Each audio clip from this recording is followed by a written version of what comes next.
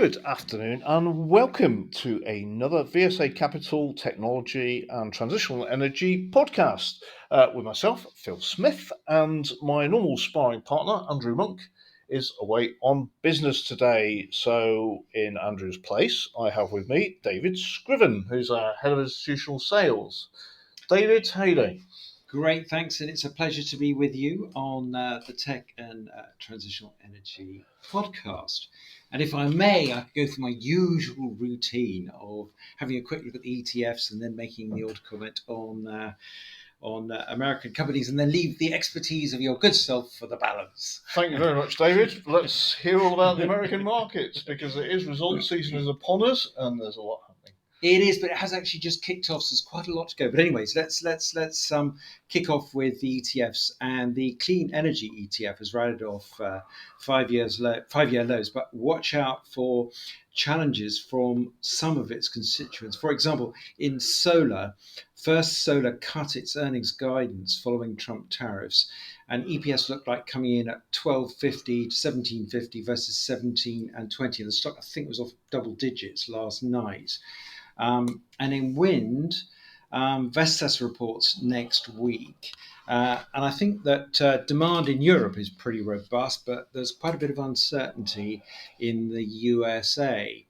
So watch out there. And then similarly in the battery value chain ETF, it likewise has rallied off year lows, but hasn't moved to a point where it's breaking through moving average lines.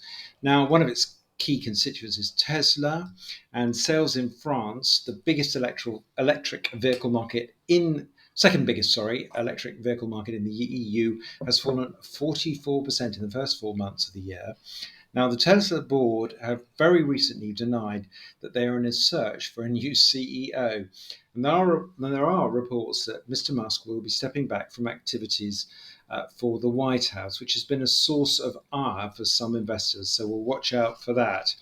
In cybersecurity, likewise rallying off the lows. Now, CrowdStrike is within 5% of its year highs, but reports in June, so look out for that. And other leading constituents will be reporting in the weeks ahead, like CyberArk and Akamai. So we'll see where that takes that index and see if it can claw its way back to its year highs. And in the AI ETF and the Philadelphia Semiconductor Index, the SOX, also rallying off lows. But I'm going to touch on some of the companies that have recently reported to perhaps lay a foundation behind what's happening in those particular indices. And the first one to kick off is the really impressive results from Microsoft. Stronger than expected quarterly sales and profit growth, bringing relief to tech analysts and potentially arresting the decline in the Mag 7 shares. Now, investors have been grappling ahead of earnings season with concern over data center build out. And bear in mind that before Microsoft came out with the news, Supermicro Computer prelims disappointed. Also, AI capex spend, Trump tariffs, and currency trends, and their implications on earnings in the second half of the year, particularly. Now, Microsoft's total revenue for Q3 increased 13% to $70.1 billion and adjusted profit 3.46 per share versus Street at $68.5 billion and $3.21. The Azure Cloud unit posted a 33% revenue gain versus Street at 29%. And the company said that a new cloud commitment for an OpenAI helped drive bookings. AI growth as a percentage of the company grew from 13% to 16%. Guidance on Azure for the current quarter at 35% exceeded street expectations.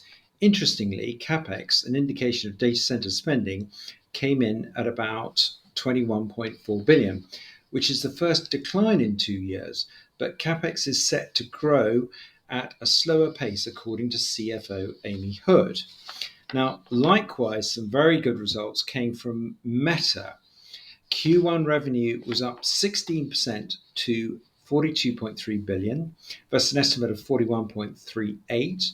Operating margin was 41% versus an estimate of 37.5%. and EPS was 6.43 versus 5.25 as an estimate. Now that's showing you that the ad sales are pretty resilient, which is 98% of the company's revenues. Now the company forecasted Q2 revenue of 42.5 billion to 45.5 billion versus an estimate of 44.06. CapEx in 2025 is expected to be 64 billion to 74 billion versus a prior outlook of 60 to 65. So Mark Zuckerberg unveiled Meta AI, a standalone AI app which aims to compete with other rivals like OpenAI's ChatGPT. And NVIDIA, following the news from Microsoft and Meta, was up after hours last night because of the spending commitments from those two companies, and particularly Meta. This has followed a period of share price weakness on the news that Huawei had developed an AI chip to challenge NVIDIA and concerned about the possible implementation of diffusion rules. This is restrictions on computing power by restricting how many AI chips can be sold to a range of countries, and that includes some considered friendly to the USA, so it's not just China. And so I guess there's a lot more earnings to come, and despite the news from Microsoft and Meta, I'd say it's perhaps too early to call a trend, but at least as we go into this earnings season, those very richly or highly priced valuations have come back quite a way. So that at least is something that can give investors a little bit of comfort.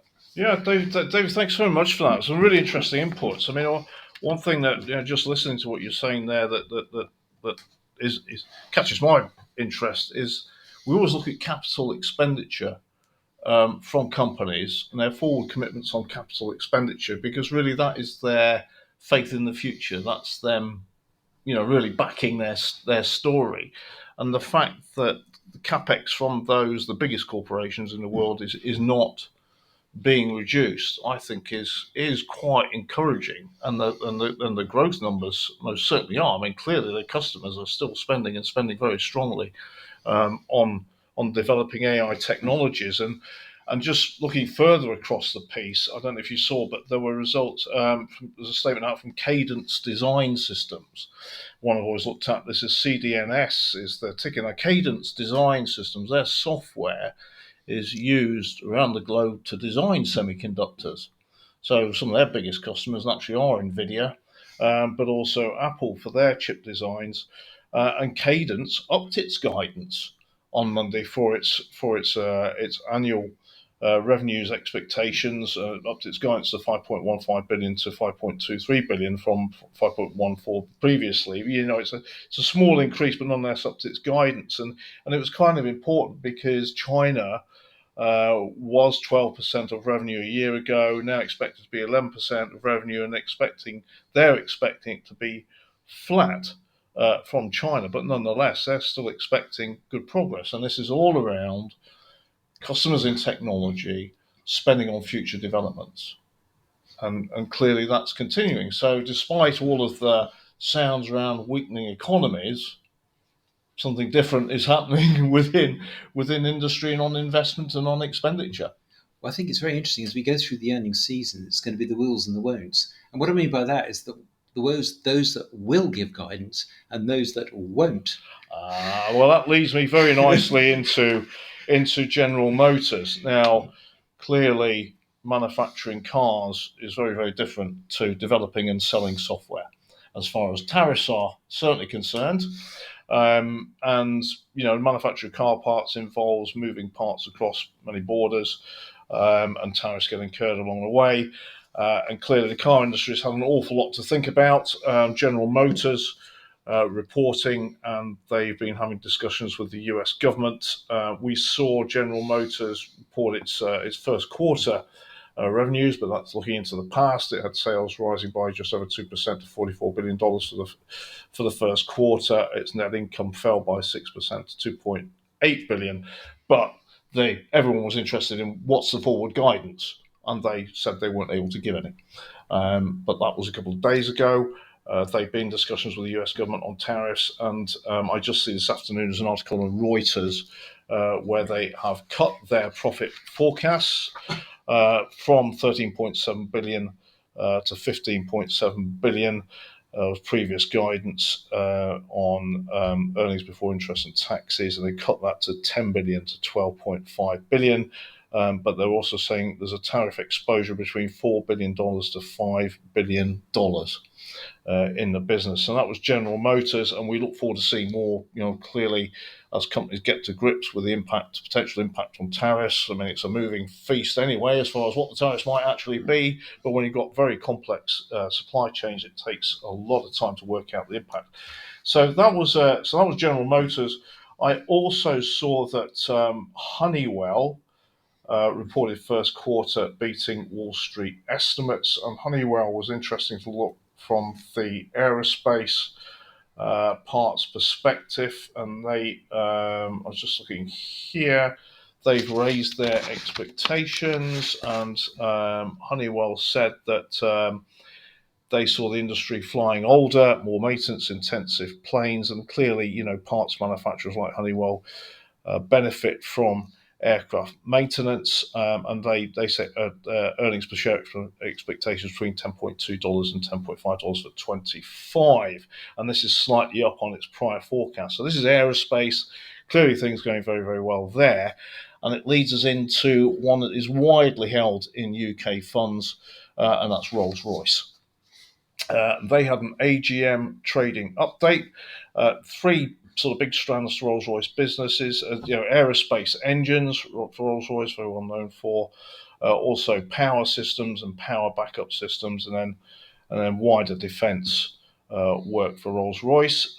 They said, quote, just looking at the trading update, the shares are up to date on this, despite impacts from inflation, but also potentially tariffs. They've made very good progress.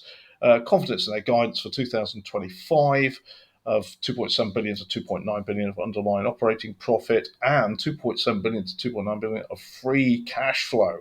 Really powerful cash flows from the business. Also noticed that they were saying in terms of the engineering business, and this is on new blades for the Trent engines in aerospace, that they've been able to increase what's called the time on the wing for the aircraft users. This is the aircraft companies that are using Rolls-Royce jets into jet engines. Time on the wing is really important for the airline industry. This is all about uptime for aircraft, and they're saying that the developments in the Trent engines are increasing time on the wing. So that was really important. Something else that really caught my eye was the order books, forward order books on defence and power systems. Their book-to-bill ratio was at 1.5, particularly driven by power backup generators for data centers. So, Rolls-Royce, as I say to folks, David, is great if you want exposure to AI through data centers, defence, purely through its nuclear submarine activity, but also its aerospace, and also civil aerospace markets and consumer spend on travel. So that was Rolls-Royce, and the shares were up. Forgive me if you mentioned it, if you did mention it, but it was interesting to see that on the time on the wing, that they're looking to double the time on the wing. Yeah, I know. That is it's quite significant metric. Significant metric, and for their customers. So really, really positive there for Rolls-Royce. Sticking with aerospace, Melrose Industries, ticker is MRO. The market cap is 5.5 billion. The shares are down by 30% the last 12 months. Now, this is Melrose Industries, primarily GKN Aerospace. This is again these aero engines, but also aero structures for aircraft. And they've been pressured, I think, partly shares by concerns over supply chains, but also with tariffs. And they had a trading update. The shares have been ticking up. They have said that they previously reported a strong 2024. This was back in March, where they saw the revenues rise by 11% to 3.5 billion, operating profits up by 38%. This was back in March, but they've had a trading update. And they have said that they're expecting, I'm just looking at free cash flow to turn free cash flow positive in the second half of this year. with 71 million of cash flow, and their revenue, their guidance is unchanged for a full year. Really, really important. Revenues of 3.6 billion and an EBIT profit of 700 million pounds versus 566 million in the prior year. So Melrose shares have come off. They are ticking up. They're also saying that they've been able to mitigate any impact from tariffs, and they've had a good start to the year. So one to potentially look at there on the turn. So that was aerospace and larger companies. But sticking with kind of defence aerospace is Solid State PLC. SOLI is the ticker. The market cap is, I think, remember, just over £100 million. They had a trading update. Now, they had a profits warning in November of last year, impacted the share price, where there's seen delays in the defence contract. Now, in defence, they are exposed to, Solid State is electronics components distribution, but also electronic systems manufacture. Systems manufacture, they're involved in communications technologies, but also power pack technologies, and that's in the States. And they've seen a delay in defence contract. That appears to come in. And in terms of the trading update, they've said their open order book now stands at £108.5 million versus £76.6 million as reported back in September. And forward order books, really, really important and they're saying it covers a good percentage of the year going forward. And they see particularly strong demand in defence for all of its business units. But broader industrial sectors were a bit softer, but obviously defence is making up for that. So that all looks pretty positive, and the share price has been responding accordingly to that trading update today. So that was a Solid State. Right, moving on to IT. David, you were talking a lot about this for the US results and what's happening in terms of the general IT and software industry. Computacenter, ticker is CCC, 2.6 billion market cap. And this is one of our larger IT services companies. So they provide big corporates with all sorts of IT resource. So it's not just equipment, it's software, it's support, it's professional advice. They've got a big corporate base, international corporate base. So an interesting one to look at in terms of, again, this business of what's happening with spend, because that does ultimately drive everything. They said, quote, the first quarter delivered a good performance for the group ahead of the prior year, in line with expectations. In terms of technology sourcing, revenue increased strongly against a softer comparison, largely driven by North American, so strong North American markets. And you, David, you've been touching a bit about what's happening in the US. They're seeing good momentum continue there, but also, interestingly enough, good growth in the UK. And excellent growth in professional services, and in Germany, where they had seen a reduction in public sector activity and spend, that business has been picking up as well. Again, they have said, we do not, however, have any direct exposure to tariffs as we meet local demand from local supply chains within our markets across the group. So that was Computacenter. So all in all, it's been, so far, a pretty good week. We saw, the markets generally have been responding very positively as things have become clearer on the impacts of the tariffs, and clearly things are now getting negotiated on tariffs as well. And General Motors having their own negotiations themselves because of the potential heavy impact on the automotive industry. But we've got lots more results to come. It's early days. We have, but I think analysts, generally speaking, have been pretty cautious going into this. So you might see in reaction to some of the share announcements that, if there are some sort of negative outlooks, it might have already been digested within the analyst community. So it'll be very interesting to see how all of this plays out. Well, we'll be reporting a lot more next week on the VSA Capital Technology Transitional Energy podcast. And David, thank you as always for joining us. Pleasure. And standing in there very well for Andrew. So look forward to catching up next week. And as Andrew and I always say, if you've got any ideas, companies you'd like us to discuss, anything you think we've missed or we've got wrong, then do let us know. and we look forward to having the podcast again on Thursday next week. This podcast has been produced and edited by VSA Capital. It is intended for information purposes and not as investment advice. The information is intended for recipients who understand the risks associated with equity investments in smaller companies. Please do your own research and do not rely on a single source when making an investment decision.